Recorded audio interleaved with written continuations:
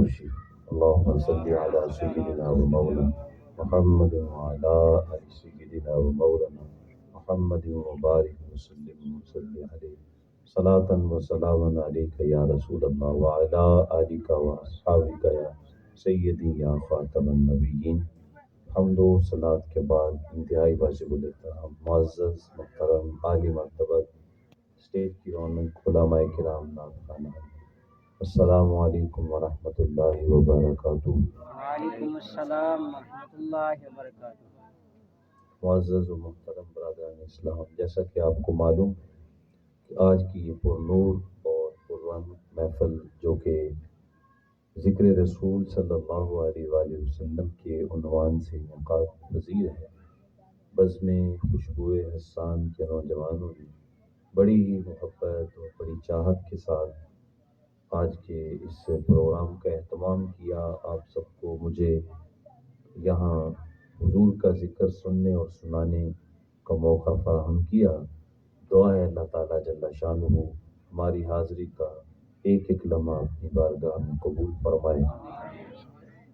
آج غالباً اسی بزم کے زیر اہتمام پچھلے سال بھی شاید پروگرام ہوا تھا، تو دوسری مرتبہ برادر محترم محمد کریم صاحب جو ایک بڑے اور نور اور جوشیلے انداز میں آپ کے سامنے اپنی جو ہے وہ نظامت پیش کر رہے تھے، تو وہ ان کے ذریعے آپ تک پہنچا ہوں۔ اللہ تعالیٰ ہم سب کی حاضری اپنی بارگاہ میں قبول فرمائے۔ ایک حدیث پاک جو کہ معروف ہے اور ہمارے بچے کو یاد ہے، آپ کے سامنے پڑھنے کا شرف پایا ہے، اس کا ترجمہ کرنے کی کوشش کرتا ہوں۔ اللہ تعالیٰ میری زبان پر کلمۃ الحق جاری فرمائے۔ آقا کریم ارشاد فرمایا، لا یؤمن احدکم، تم میں سے کوئی شخص اس وقت تک کامل مومن نہیں ہو سکتا حتی اکون احب الیہ، یہاں تک کہ مجھے وہ اپنے والدین، اپنی اولاد، حتیٰ کہ تمام لوگوں سے بڑھ کر اگر وہ مجھ سے پیار نہ کرے تو وہ کامل مومن نہیں ہو سکتا۔ تو ایمان کے لیے بنیادی شرط یہ حب رسول ہے، کیونکہ اللہ تعالیٰ جل شانہ نے ہمیں گناہ گو نعمتیں عطا فرمائی ہیں۔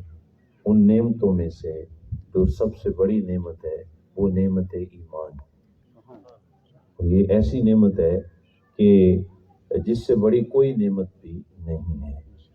اللہ تعالیٰ جل شانہ کے محبوب کا امتی بننے کی آرزو تو اللہ کے نبی بھی کرتے تھے۔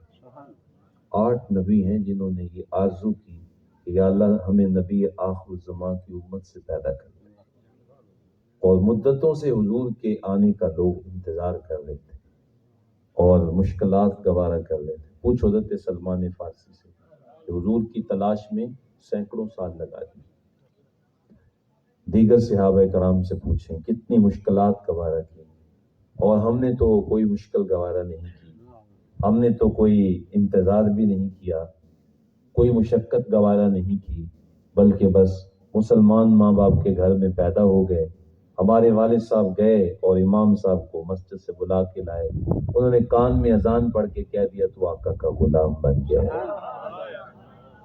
تو اس لیے ہمیں ناز ہے کہ ہم رسول اللہ کے غلام ہیں۔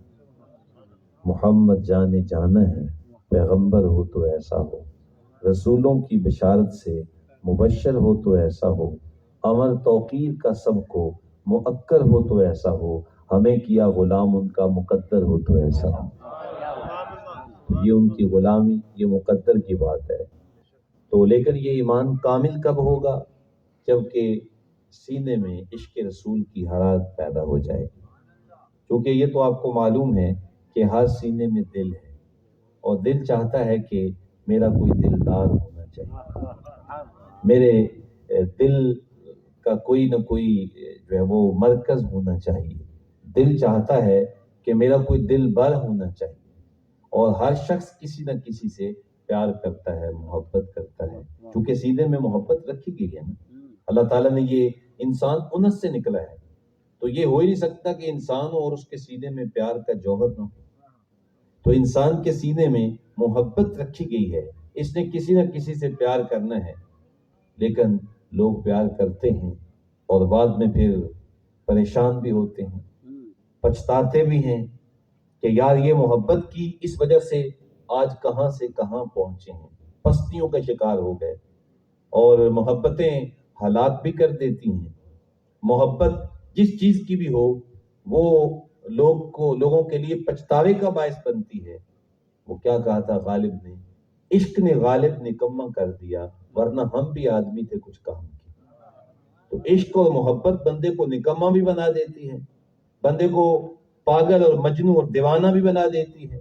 محبت انسان کو ہلاک بھی کر دیتی ہے، لیکن جس محبت کا تقاضا آقا کریم علیہ السلام نے ہم سے کیا ہے، یہ محبت ہلاک نہیں کرتی، بلکہ یہ محبت انسان کو انسان کامل بناتی، یہ محبت انسان کو منزل آشنا کرتی ہے، یہ محبت انسان کو کٹھن چٹانوں کو کاٹ کر کے اپنے مقصود تک پہنچنے کا گر بتاتی ہے، یہ محبت انسان کو بہادر بناتی ہے، یہ محبت انسان کے اندر انسانیت کا جمال پیدا کرتی ہے، یہ محبت انسان کو جو ہے وہ شعور و آگہی اور بصیرت عطا کرتی ہے، یہ محبت انسان کو پستی سے اونچائیوں تک لے جاتی ہے۔ ہاں یہی وہ محبت ہے جو حضرت بلال کو فرش سے اٹھاتی ہے، عرش تک پہنچا دیتی ہے۔ اس لیے اقبال نے کہا تھا، ذرہ عشق نبی از حق طلب، سوز صدیق و علی از حق طلب۔ اگر اللہ سے مانگنا ہے تو اپنے نبی کی محبت کا ایک ذرہ مانگ لو، اپنے نبی کا پیار مانگ لو۔ یہ وہ چیز ہے، یہ وہ دولت ہے جو قوم بنا دیتی ہے ہمیں، یہ انسان کو کھڑا کر دیتی ہے یہ چیز، رسول اللہ صلی اللہ علیہ وآلہ وسلم کی محبت۔ تو یہ پیار ہم سے اس کا تقاضا کیا گیا۔ حضرت سیدنا عمر فاروق رضی اللہ تعالیٰ عنہ ایک مرتبہ حضور کے ساتھ جا رہے تھے تو عرض کرتے ہیں، حضور آپ مجھے ہر چیز سے پیارے ہیں سوائے اس ایک جان کے، یہ جان مجھے آپ سے بھی زیادہ پیاری ہے۔ تو آقا کریم اسلام نے ارشاد فرمایا، عمر ابھی تمہارا ایمان مکمل نہیں ہوا۔ وہ تو کھڑے آدمی تھے نا، کھڑی بات کر دی، جو دل میں تھا نوکے زبان پہ لے آئے، وہاں جو ہے وہ دو رنگی تو ہے ہی نہیں۔ وہ سچی بات کر رہا ہوں، جان کے علاوہ ہر چیز سے پیارے ہیں۔ فرمایا عمر ابھی تک تمہارا ایمان مکمل نہیں ہوا۔ اچھا جب حضور نے یہ فرمایا نا، عرض کرتے ہیں حضور اب تو آپ مجھے میری جان سے بھی زیادہ پیارے ہیں۔ تو آقا کریم فرمایا عمر پھر بات بن گئی ہے، پھر کامل مومن ہو گئے۔ اب ایک لمحہ قبل کہا کہ آپ جان کے علاوہ ہر چیز سے پیارے ہیں، اگلے لمحے کہہ دیا کہ اب جان سے بھی زیادہ پیارے ہیں۔ کوئی عمل نہیں کیا، کوئی نماز، کوئی قرآن پاک کی تلاوت، کوئی سجدہ ریزی، کوئی صدقہ و خیرات، کوئی کسی دکھیے کے کام آنا، کسی یتیم کے سر پہ ہاتھ رکھنا، کسی بیچارے کا چارہ بن جانا، کسی کی حاجت پوری کر دینا، کوئی نیکی نہیں کی، لیکن حضور نے فرمایا، عرض کرتے ہیں حضور اب جان سے بھی زیادہ پیارے ہیں۔ تو صوفیاء فرماتے ہیں آقا کریم کی زبان بھی تربیت کرتی ہے، حضور کی نظر بھی تربیت کرتی ہے۔ جب کہا نا حضور جان کے علاوہ آپ ہر چیز سے پیارے ہیں، آقا کریم اسلام نے سینہ عمر پہ نگاہ ڈالی، اور نگاہ جب سینے میں پڑی، اب حضرت عمر نے دیکھا تو حضور کی نگاہ کی برکت سے ایمان کا لیول بڑھ چکا تھا، اس لیے عرض کیا حضور اب آپ مجھے میری جان سے بھی زیادہ پیارے ہیں۔ تو آقا کریم اسلام کا پیار، حضور کی محبت، یہ اپنی جان سے بھی بڑھ کے ہونی چاہیے۔ انشاءاللہ یہ جب نصیب ہوتی ہے اللہ کے فضل سے اور حضور کی نگاہ سے یہ محبت نصیب ہوتی ہے۔ اب دیکھیں نا حضرت عمر کو حضور کی نگاہ سے نصیب ہوئی ہے تو جان سے بھی زیادہ پیارے ہو گئے، لہذا معلوم ہوا کہ جب ادھر سے کرم ہوتا ہے تو محبت ملتی ہے۔ حضور کا پیار ملتا ہی اس کو ہے جس کو رسول اللہ کی جب وہ نگاہ کرم نصیب ہوتی ہے۔ تو بس دعا کریں اللہ ہمیں محبوب کی نگاہ کرم عطا کر دے۔ نگاہ تو ہوگی ہے، نگاہ ہوئی ہے تو آئے ہو نا، یہ نیند چھوڑ کے تھکے ماندے اپنے سارے معاملات چھوڑ کے یہاں پہ جو تمہیں بلایا گیا ہے، بھلا کسی بن بلائے کو آ سکتا ہے؟ یہ تو محبوب نے بلایا ہے تو آئے ہیں نا۔ اب محبوب کی نگاہ ہو چکی ہے، اب صرف یہ ہے کہ جو محبوب علیہ السلام کا حکم ہے جب اس کو سنیں گے اور واپس پلٹیں گے تو انشاءاللہ تعالی ہمارے دل کے اندر بھی محب رسول کا لیول بڑھ چکا ہوگا انشاءاللہ۔ آقا کریم اسلام سے صحابہ تو پیار کرتے ہیں، ٹوٹ کے پیار کرتے ہیں۔ ایک محبت کی داستان آپ کے سامنے رکھنا چاہتا ہوں۔ حضور کے ایک صحابی ہیں حضرت اسامہ بن زید رضی اللہ تعالیٰ عنہ۔ ابھی حضور نے اعلان نبوت نہیں کیا تھا کہ یمن کے رہنے والے تھے، ان کو کسی نے پکڑ لیا، اپنا غلام بنا لیا، لیکن ان کی خوش نصیبی مکے میں آ کے ان کو فروخت کر دیا۔ حکیم بن حزام انہوں نے ان کو خرید لیا اور خرید کے اپنی پھوپھی حضرت خدیجہ الکبریٰ کو یہ غلام تحفے میں دے دیا۔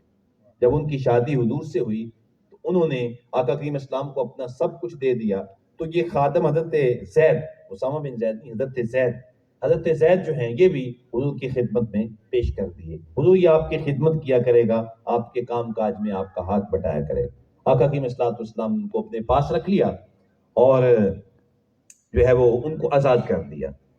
اب وہ حضور کے پاس رہ رہے ہیں، ان کا باپ حارثہ ان کو تلاش کرتے کرتے ڈھونڈتا کریا بستی شہر وہ بوڑھا ہو گیا، بیٹا نہیں مل رہا۔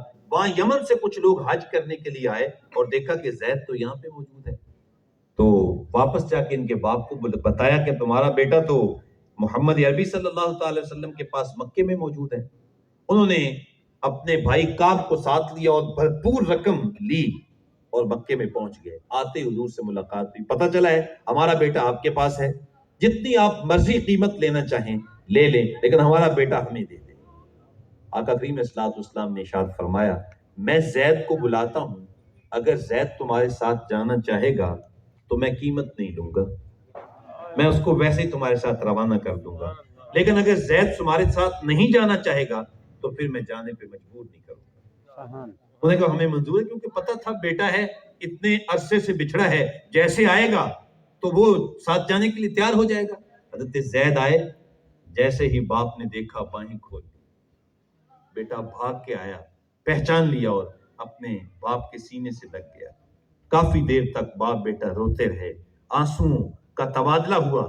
کہا زید میں تجھے لینے کے لیے آیا ہوں، تیری ماں تیری یادوں میں بوڑھی ہو گئی ہے، جلدی کرو، اب لیٹ نہ کرو، چلو۔ حضرت زید کہتے ہیں ابا جی یہ در تو نہیں چھوڑ سکتا۔ اور حارثہ کہنے لگے زید کیا بات کر رہے ہو، تم میرے بیٹے ہو، تم میرا نسب ہو، تم آزادی پر غلامی کو ترجیح دے رہے ہو۔ اللہ اکبر، ہمارے حضرت کا وہ شعر کتنا خوبصورت ہے، اللہ اکبر، تیری زلف کے قیدی نرالی شان رکھتے ہیں، کبھی مانگا نہیں کرتے رہائی یا رسول اللہ۔ جو حضور کی زلفوں کے قیدی بن جاتے ہیں پھر وہ آزادیوں پر بھی اس قید کو، اس غلامی کو ترجیح دیتے ہیں۔ کہا کیا بات کر رہے ہو، میرا نسب ہو، میرے بیٹے ہو، میں تمہیں لینے کے لیے آیا ہوں اور تم جو ہے وہ یہاں رہنے پہ تیار ہو۔ عرض کرتے ہیں ابا جی اتنی محبت تو شاید مجھے ماں کی گود سے نہ ملتی جتنی محمد عربی کے قدموں سے ملی۔ جب یہ کہا نا تو آقا کریم اسلام نے حضرت زید کو اٹھا لیا اور اٹھا کے سینے سے لگا لیا اور پھر گھر میں کعبہ میں لے گئے۔ اللہ کی بارگاہ میں درخواست کرتے ہیں مالک تو گواہ ہو جا، آج کے بعد زید میرا بیٹا ہے، میں اس کا باپ ہوں۔ اس کے بعد لوگ زید بن حارثہ نہیں زید بن محمد کہہ کے پکارا کرتے تھے۔ یار حضور سے محبت کر کے تو دیکھو، حضور سے پیار کر کے تو دیکھو، پیار کو جتنا پروٹوکول اس چوکھٹ سے ملتا ہے اتنا پروٹوکول کسی اور شخصیت سے نہیں ملتا۔ جب یہ حارثہ نے دیکھا اتنی محبت میرے بیٹے کو یہاں سے مل رہی ہے، کوئی بات نہیں، میں اس کی امی کو لے کے یہاں ہی اپنے بیٹے کو آ کے مل لیا کروں گا، یہاں تو میرا بیٹا جو ہے وہ ایمان بھی پائے گا اور یہاں روشنیاں بھی اس کو نصیب ہوگی، اور جتنی محبت اس کو یہاں مل رہی ہے یہاں تو ہو سکتا ہے اتنی محبت اس کو کہیں بھی نہ ملتی، اس لیے وہ واپس چلے گئے۔ تو یہاں یعنی ابھی حضور نے اعلان نبوت نہیں کیا، لیکن لوگ حضور کو اپنے ماں باپ سے بڑھ کے محبت کر رہے ہیں، پیار کر رہے ہیں۔ صحابہ تو حضور سے پیار کرتے ہی کرتے ہیں، یہاں تو صورتحال یہ ہے کہ کائنات کی ہر چیز حضور سے پیار کر رہی ہے، زمین جل رہی ہے، آسمان جل رہا ہے، محبت میں سارا جہاں جل رہا ہے۔ جانور حضور سے پیار کرتے ہیں۔ آقا کریم السلام قربانی کا موقع ہے، حج میدان منا میں آقا کریم السلام موجود ہیں اور حضور قربانی کر رہے ہیں۔ آپ بھی قربانیاں کرتے ہیں، کوئی ایک بڑا جانور کر لیتا ہے، کوئی 2، کوئی 4، کوئی 10، زیادہ سے زیادہ بڑے جانور 10 ہی کو کر سکتا ہے، اس سے زیادہ تو کوئی نہیں کر سکتا۔ لیکن قربان جائیں آقا کریم اسلام پہ، حضور نے جب حج ادا فرمایا، حضور نے 5، 10، 15، 20 نہیں، میرے آقا نے 100 اونٹوں کی قربانی اللہ کی بارگاہ میں پیش کی۔ 100 اونٹ پیش کیے۔ کائنات میں آمنہ کے لال جیسا کوئی سخی بھی تو نہیں، کائنات میں حضور جیسی سخاوت کسی کی نہیں ہے۔ واہ کیا جود و کرم ہے شہ بطحا تیرا، نہیں سنتا ہی نہیں مانگنے والا تیرا۔ ایک دیہاتی حضور کی بارگاہ میں آیا، عرض کرتا ہے حضور مجھے کچھ عطا کریں۔ آقا کریم اسلام کے پاس بکریوں کی ایک وادی موجود تھی، تو آقا کریم فرمایا کہ یہ ساری ہی لے جاؤ۔ اب وہ حیران ہے، میرے ساتھ مذاق کر رہے ہیں، اس لیے کہ اس کو تو ایک بکری بھی دے دی جائے مانگنے والے کے لیے، اس سے بڑی اور چیز کیا ہو سکتی ہے، لیکن حضور فرمایا ساری ہی لے جا۔ تو وہ کہتا ہے ہم میرے ساتھ مذاق کر رہے ہیں۔ آقا کریم فرمایا نبی کی شان نہیں ہے کہ وہ مذاق کرے، میں تجھے کہہ رہا ہوں کہ ساری لے جاؤ۔ وہ ہانک کے بکریاں لے گیا، اپنی قوم کے پاس پہنچا اور اپنی قوم کو اکٹھا کر کے کہتا ہے اسلموا فإن محمدًا یؤتی طعام لم یخش الفاقہ، اور لوگوں میری بات مانو نا تو محمد کے نوکر بن جاؤ، اس لیے کہ جس کو ایک بار یہ خیرات عطا کر دیتے ہیں ساری زندگی غربت کا خوف ہی مٹا دیتے ہیں۔ واہ کیا جود و کرم ہے شہ بطحا تیرا، نہیں سنتا ہی نہیں مانگنے والا تیرا، کیا سخاوت ہے۔ تو 100 اونٹ حضور نے جب وہ ذبح کیے، حضرت مولا علی سے فرمایا علی 10 اونٹ لاؤ لائن میں۔ اب 10 اونٹ لائن میں لائے گئے۔ آپ جانتے ہیں، آپ بھی قربانی کے جانور ذبح کرتے ہیں، جب جانور ذبح کرنے کا وقت ہوتا ہے تو اس کو رسیوں سے پکڑا جاتا ہے، جکڑا جاتا ہے، اور پھر 2-4 آدمی پکڑتے ہیں، کوئی ٹانگیں پکڑتا ہے، کوئی اوپر سے پکڑتا ہے، کوئی اس کی گردن کو دباتا ہے، ایک آدمی ذبح کرتا ہے، 6-7 آدمی بڑے جانور کو لیتے ہیں۔ اور اونٹ نہر کرنا یہ بڑا فن ہے۔ جانور جب چھری دیکھتا ہے تو پیچھے بھاگتا ہے، اپنی جان ہر ایک کو پیاری ہے، جان کس کو پیاری نہیں ہے؟ جان تو یہ جانور تو ڈاکٹر کو دیکھ لیں تو بھاگنے لگ جاتے ہیں، انہیں پتا ہے ابھی ہمیں انجیکشن لگائے گا یہ۔ اور جس طرح انسانوں کو جان پیاری ہے، حیوانات کو بھی جان پیاری ہے، لیکن جیسے ہی حضور کے مبارک ہاتھ میں چھری آئی نا اور اس کی چمک آئی تو جو سب سے آخر میں اونٹ کھڑا تھا نا وہ بھاگ کے پہلے نمبر پہ۔ کیوں؟ اس لیے کہ مصطفیٰ کریم سب سے پہلے میری گردن پہ چھری پھیری۔ اللہ اکبر۔ ہم آہوان صحرا سر خود نہادہ برکف با امید کے روز شکار خواہی آمد۔ محبوب جب جنگل میں گئے نا تو سارے ہرن اپنے سر اپنی ہتھیلیوں پہ دھر کے کھڑے ہو گئے، شاید محبوب پہلے میرا شکار کر لے۔ اللہ اکبر۔ یہاں تو جان دینے کے لیے جانور تیار ہیں کہ محبوب کے ہاتھ تو لگیں، ہم اپنی جان قربان کر دیں گے۔ تو جانور اپنی جان پیش کرنا سعادت سمجھتے ہیں، کیوں؟ اس لیے کہ عشق جو کرتے ہیں، حضور سے محبت جو کرتے ہیں، پیار جو کرتے ہیں، درخت حضور سے پیار کرتے ہیں۔ آقا کریم اسلام ایک مرتبہ ایک مہم سے واپس پلٹے تو ایک جگہ پہ حضور نے آرام فرمایا، تو حضور بہوے استراحت ہو گئے، قریب ہی ایک درخت تھا، وہ اس نے اپنی جڑیں ہلائیں اور اپنے قدموں کے بغیر ہی جڑیں زمین سے نکال کے بھاگتا ہوا حضور کے قدموں میں آ گیا اور آیا اور جھکا اور جھک کے واپس چلا گیا۔ حضور کے ایک صحابی جعلہ بن مرہ رضی اللہ تعالیٰ عنہ وہ پاس بیٹھے تھے، یہ منظر دیکھ رہے تھے۔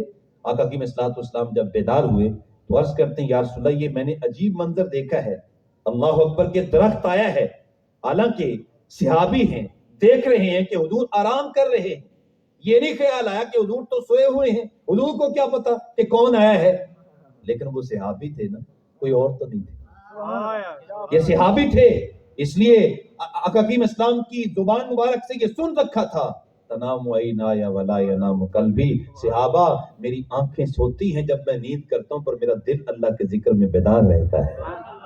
تو محبوب آرام کر رہے ہوتے ہیں۔ حضرت ام المومنین سیدہ عائشہ صدیقہ رضی اللہ تعالیٰ عنہ عرض کرتی حضور میں کئی بار دیکھتی ہوں آپ فجر کی سنتیں پڑھتے ہیں پھر آرام فرما ہو جاتے ہیں، خراٹے مارتے ہیں، سوتے ہیں، اور پھر وضو کیے بغیر ہی آپ نماز پڑھانا شروع کر دیتے ہیں، حضور آپ وضو نہیں فرماتے۔ آقا کریم فرمایا عائشہ تنام عینایا ولا ینام قلبی، وضو ان کا ٹوٹتا ہے جن کا دل نیند میں غافل ہوتا ہے، میری آنکھیں سو رہی ہوتی ہیں لیکن دل اللہ کا ذکر کر رہا ہوتا ہے، اس لیے نیند میں بھی میرا وضو نہیں ٹوٹتا۔ تو صحابی جانتے تھے کہ حضور کو پتہ ہے۔ آقا کریم اسلام سے عرض کیا حضور درخت آیا تھا، پتہ نہیں کب سے وہ بیچارہ انتظار میں تھا۔ آقا کریم اسلام نے بھی آگے سے یہ نہیں فرمایا کہ میاں جاگ تم رہے تھے، تم بتاؤ نا کس مقصد کے لیے، میں تو آرام کر رہا تھا۔ اس لیے کہ بندہ مٹ نہ جائے وہ بندہ کیا ہے، اور بے خبر ہو جو غلاموں سے وہ آقا کیا ہے۔ یہ کیسے ہو سکتا ہے کہ حضور کو اپنے غلاموں کی خبر نہ ہو؟ عرض کیا جب یہ بات کی تو آقا کریم فرمایا یہ درخت ہے، لیکن مجھ سے پیار کرتا ہے، مجھ سے محبت کرتا ہے. پتہ نہیں کب سے میری محبت میں یہ تڑپ رہا تھا، کب سے میری محبت میں یہ مچل رہا تھا اور بوڑھا ہو گیا تھا. آج میں اس کے قریب آیا ہوں. تو جب میں یہاں اس کے قریب آ کے میں نے آرام کیا تو اس نے اللہ کی بارگاہ میں اپنی زبان سے درخواست کی کہ مالک میرا بھی محبوب ہے، تیرا بھی محبوب ہے، آج میرے قریب آیا ہے، مجھے اجازت دے نا میں اس کے پاس جا کے اس کو سلام تو کہہ کے ہذہ شجرۃ استأذنت ربہا ان تسلم علیہ، یہ درخت ہے اپنے رب سے اجازت مانگ کے آیا ہے محبوب کی بارگاہ میں سلام پیش کرنے کے لیے. تو کہا اے یعلا بن مرہ یہ درخت ہے اور یہ صرف تیری طرح صرف انسان ہی مجھ سے نہیں محبت کرتے، درخت بھی مجھ سے پیار کرتے ہیں.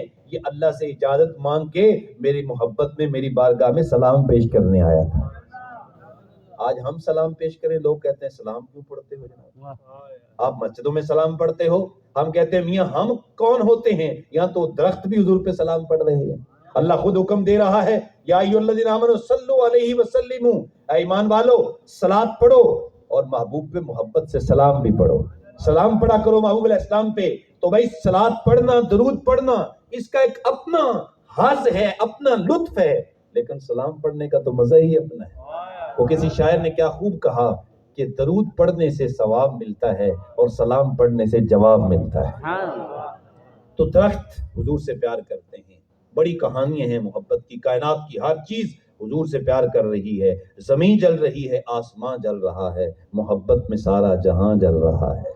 کائنات کی ہر سرکش جنوں اور سرکش انسانوں کے علاوہ ہر چیز میرے آقا سے پیار کرتی ہے. الحمدللہ میرے آپ کے سینے میں حضور کا پیار موجود ہے، محبت موجود ہے. ہمارے والدین نے ہمیں گڑتی ہی عشق رسول کی دی ہے، ہمیں ہماری ماں نے بچپن میں ہمیں حضور کا پیار سکھایا. ہم اس وقت بالکل چھوٹے چھوٹے تھے کہ ہمارے والدین نے، ہمارے اساتذہ نے یہ نعت ہمیں سکھا دی تھی، سب سے اولا والا ہمارا نبی، سب سے بالا و والا ہمارا نبی، اپنے مولا کا پیارا ہمارا نبی، دونوں عالم کا دولہ ہمارا نبی، خلق سے اولیاء، اولیاء سے رسول اور رسولوں سے اعلیٰ ہمارا نبی، ملک کونین میں انبیاء تاجدار، تاجداروں کا آقا ہمارا نبی، سارے اونچوں میں اونچا سمجھیے جسے ہے اس اونچے سے اونچا ہمارا نبی، سارے اچھوں میں اچھا سمجھیے جسے ہے اس اچھے سے اچھا ہمارا نبی، غمزدوں کو رضا مجدہ دیجئے کہ ہے بے قصوں کا سہارا ہمارا نبی. چاہے مانا اس وقت نہیں بھی آتا تھا پر بچپن میں بھی جب پڑھتے تھے لطف آتا تھا، یار کمال ہے، محبت ہے. تو بچپن میں ہی الحمدللہ ہمارے والدین نے ہمیں حضور کا پیار سکھایا، حضور کا عشق سکھایا، اور یہ آج ہماری خوش نصیبی ہے. لیکن کیا ہم حضور کی محبت کا ذکر کر لیں، آقا کریم اسلام کے ذکر سے خوش ہو جائیں اور آپ صلی اللہ علیہ وآلہ وسلم کی مجالس کا انعقاد کر لیں؟ صرف یہی محبت ہے یا محبت کا کچھ اور تقاضا بھی ہے؟ یقیناً یہ بھی محبت ہے، لیکن اس کے ساتھ ساتھ محبت کے کچھ تقاضے بھی ہیں. محبت کا ایک اہم ترین تقاضا یہ ہے کہ جب سینے میں حضور کا پیار ہے تو پھر سر کے بالوں سے لے کر پاؤں کے ناخنوں تک ہمارے اندر عشق رسول کا رنگ بھی نظر آتا ہے. حضور کی محبت کا رنگ جھلکنا چاہیے. تو جب وہ بازار سے گزریں اور لوگ جب ہمیں دیکھیں تو انہیں یہ پوچھنا نہ پڑے کہ تم کون ہوتے ہو، بلکہ ہماری وضاقت، ہمارا طرز زندگی، ہماری گفتگو کا انداز اور ہمارا چلنے کا انداز، ہمارا لباس اور ہماری وضاقت دیکھ کر لوگ پہچان جائیں دور سے ہی، یہ دیکھو محمد عربی کا غلام جا رہا ہے. یہ یعنی حضور کی اطاعت کا رنگ ہمارے پر نظر آنا چاہیے. یہ حضور کی محبت کا اہم ترین تقاضا ہے. اس پہ ایک حدیث پاک سماعت کیجیے. آقا کریم صلی اللہ علیہ وسلم تشریف فرما تھے، وضو کر رہے تھے کہ صحابہ کرام حضور کے وضو کا پانی زمین پہ نہیں گرنے دیتے. اللہ اکبر. وضو کا پانی لیتے ہیں، اپنے جسموں پہ مل لیتے ہیں اور اپنے چہروں پہ ملتے ہیں اور اپنے تبرک لیتے ہوئے پورے جسم پہ پانی مل لیتے ہیں. کچھ بوڑھے صحابہ ہیں وہ آگے نہیں بڑھ سکتے تو وہ صحابہ کے گیلے ہاتھوں سے ہاتھ مس کر کے اپنے سینوں پہ مل لیتے ہیں اور کہتے ہیں جنہ اکھیاں دل بر ڈٹھا وہ اکھیاں ہی تک لیاں تو ملیوں تے ساجن ملیا ہن آساں ہی لگ رہی. وہ گیلے ہاتھوں سے ہاتھ مس کر کے اپنی محبتوں کا اظہار کرتے ہیں. آقا کریم فرمایا صحابہ ما یحملکم علی ھذا، یہ کیوں کر رہے ہو؟ میرے جسم کو لگنے والا پانی تم زمین پہ نہیں گرنے دے رہے.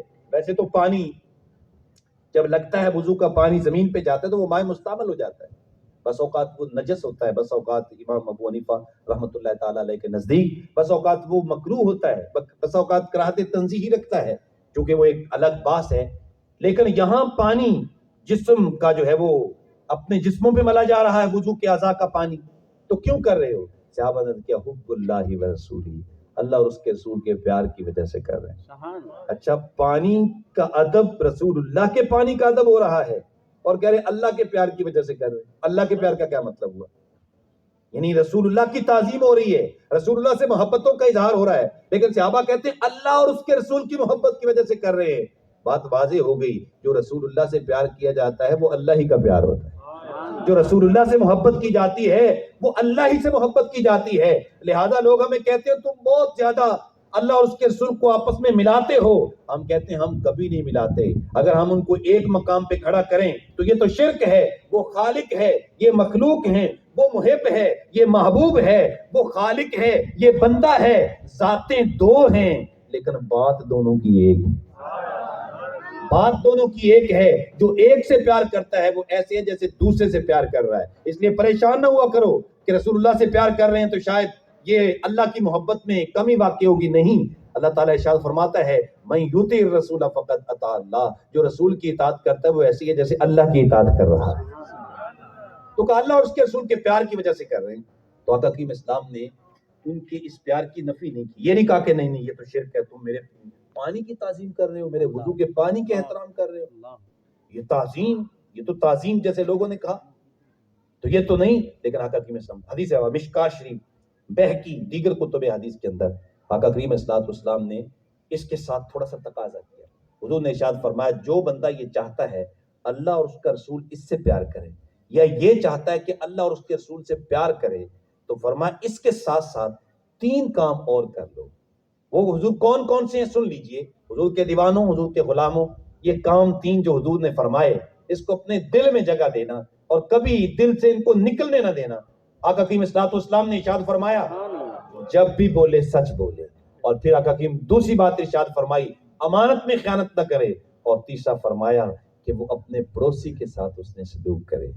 یہ نہیں ہے کہ اپنے مکان کی بنیاد رکھتے ہوئے اپنے پڑوسی کی 4 انگل دبا لے اور پھر کہے جناب میں عاشق رسول ہوتا ہوں، اپنے پڑوسی کا حق کھا جائے اور پھر کہے جناب میں محبت رسول کرنے والا ہوں، اور جناب کسی کے پلاٹ پہ قبضہ کر لے اور پھر یہ کہے جناب سال کے بعد میلاد کرواتا ہوں، میں تو حضور سے بڑا پیار کرتا ہوں۔ نہیں، اگر میلاد منانا ہے، حضور سے پیار کا دعویٰ ہے، تو پھر اس کی دلیل حضور کی اطاعت کی صورت میں آئے گی، اس کی دلیل آقا کریم اسلام کی اطاعت میں ہوگی۔ تو حضور کی فرما برداری، حضور نبی پاک علیہ الصلوۃ والسلام کی اطاعت، یہ محبت رسول کی جان ہے، یہ اس کے رسول کی جان ہے۔ اور خاص طور پہ جن چیزوں کو حضور نے ہمارے اوپر فرض کیا ہے ان چیزوں کا ہم نے خاص طور پہ خیال رکھنا ہے۔ جو فرائض ہے سب سے زیادہ ترجیحاً ان کو رکھیں، باقی چیزیں بعد میں ہونی چاہیے، فرض جو ہے وہ سب سے اہم ہے۔ اس پہ صرف ایک بات کر کے میں اپنی گفتگو کو سمیٹتا ہوں چونکہ وقت بالکل سمٹ گیا۔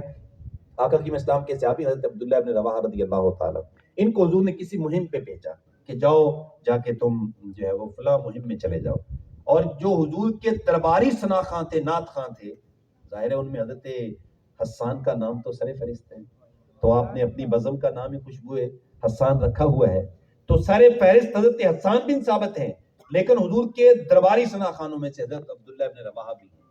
سٹیج پہ کھڑے ہو کے حضور کی نعت بھی پڑھا کرتے تھے، اور جب وقت آتا تھا تو میدان جہاد میں بھی جایا کرتے۔ تو نعت خاں ایسے ہی ہونے چاہیے کہ جو سٹیج پہ بھی نظر آئے اور محاذ پہ بھی نظر آئے، جب ضرورت ہو تو وہاں پہ بھی نظر آئے۔ تو آقا کریم اسلام نے فرمایا مہم پہ چلے جاؤ، فلاں مہم پہ، اور فرمایا کہ صبح لشکر لے کے تم چلے جانا۔ جی حضور۔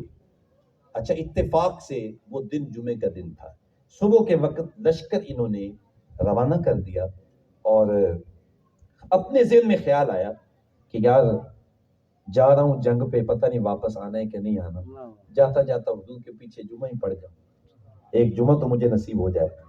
تو جمعہ پڑھنے کے لیے ٹھہر گئے، حضور کے پیچھے جمعہ پڑھا، مسافہ ہوا۔ آقا کریم فرمایا ابن رواحہ میں نے تجھے کہا تھا صبح کے وقت چلے جانا اور تم ابھی یہیں پھر رہے ہو۔ عرض کرتے ہیں ہاتھ جوڑ کے بندہ نواز آپ جانتے ہیں کہ میں نے مہم پہ جانا تھا، جنگ پہ جانا تھا، پتہ نہیں واپس پلٹ کے آنا تھا یا نہیں، میرے پاس تیز رفتار سواری ہے، میرے دل میں خیال آیا کہ میں حضور کے پیچھے جمعہ بھی پڑھ لیتا ہوں اور تیز رفتار سواری ہے، میں اس پہ چڑھ کے اپنے ساتھیوں کو بھی پہنچ جاؤں گا تاکہ مجھے یہ سعادت بھی نصیب ہو جائے اور میں اپنے لشکر کو بھی پہنچ جاؤں گا۔ کتنی اچھی نیت ہے، ایک عقیدت محبت کا اظہار ہے۔ لیکن حضور خوش نہیں ہوئے۔ آقا کریم اسلام نے کیا ارشاد فرمایا؟ حضور نے ارشاد فرمایا لو انفقت ما فی الارض ولا فی السماء لا ادرکت فضل غدوۃ او کما قال صلی اللہ علیہ وآلہ وسلم۔ حضور نے ارشاد فرمایا ابن رواحہ، آسمان و زمین کے درمیان جتنے خزانے ہیں اگر وہ تجھے دے دیے جائیں، جتنا سونا ہے، جتنی چاندی ہے، جتنی پراپرٹی ہیں، جتنی فصلیں ہیں، اگر وہ سب کا سب تجھے دے دیا جائے اور زمین کی تہوں کے نیچے جتنے خزانے ہیں وہ بھی تجھے دے دیے جائیں، کائنات کی ہر چیز تجھے دے دی جائے اور تو اس کو اللہ کے راستے میں لٹا دے، تو جو فجر کے وقت جا چکے ہیں ان کا اجر تو پھر بھی نہیں پا سکے۔ کیوں؟ اس لیے حضور فرمایا وہ میرا حکم تھا، وہ میں نے تجھے حکم دیا تھا اور میں نے تجھے جو ہے وہ امر کیا تھا، وہ فرض تھا اور یہ عقیدت ایک مستحب تھی، تو فرض کو چھوڑ کے مستحب کی جانب آگے ہو۔ میرے بھائیوں، نبی پاک علیہ الصلوۃ والسلام سے پیار کرنے والوں، حضور کی محبت میں آنے والوں، یہ ایک حدیث ہی میرے اور آپ کے لیے کافی ہے۔ اگر ہم سوچ لیں کہ ہم نے سب سے زیادہ ترجیح دینی ہے تو فرائض کو دینی ہے اور ہم نے عہد کرنا ہے کہ آقا کریم علیہ الصلوۃ والسلام نے ارشاد فرمایا بندہ مومن اور بندہ کافر کے درمیان فرق ہی نماز سے ہوتا ہے، تو ہم نے نماز نہیں چھوڑنی۔ یہ داڑھی یہ آقا کریم علیہ الصلوۃ والسلام کا باغ ہے، حضور کی بہار ہے، اس کو اپنے چہرے پہ سجانا ہے، اور یہ ٹوپی یہ امامہ یہ ہمارے آقا کی سنت ہے، اس کو ہم نے اختیار کرنا ہے، اور اپنے والدین کی عزت تکریم ان کی خدمت اس کو ہم نے اپنا شعار بنانا ہے، بڑوں کا احترام چھوٹوں پہ شفقت اس کا حضور نے حکم دیا ہے، اس کو ہم نے اختیار کرنا ہے، اور اپنے پڑوسیوں کے ساتھ اس نے سلوک کرنا ہے، اپنے بہن بھائیوں کے ساتھ اس نے سلوک کرنا ہے، اپنے رشتہ داروں کے ساتھ تعلق جوڑ کے رکھنا ہے، تعلق توڑنا نہیں ہے۔ جب یہ انداز ہم اپنی زندگی کا اختیار کریں گے، عرش کا رب بھی راضی ہو جائے گا، مدینے والا محبوب محمد بھی راضی ہو جائے گا۔